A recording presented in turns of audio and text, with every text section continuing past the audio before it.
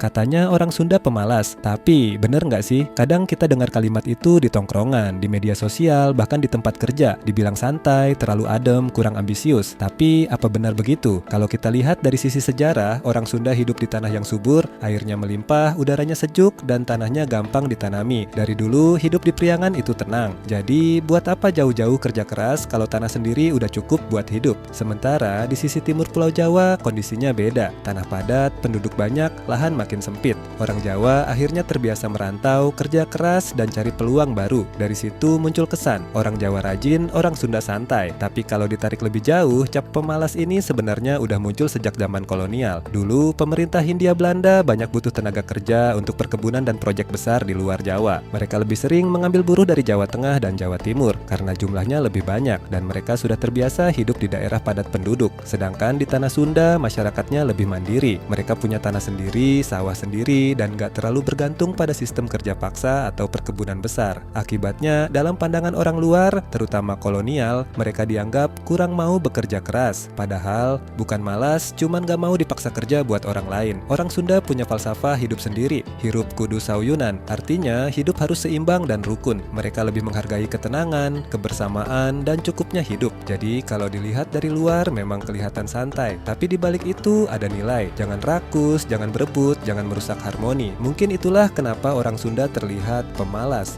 Padahal sebenarnya mereka cuma nggak mau hidup terburu-buru. Mereka tahu kapan waktunya kerja, kapan waktunya tenang. Dan kalau dipikir-pikir, di dunia yang makin sibuk kayak sekarang, mungkin justru mereka yang paling paham cara menikmati hidup.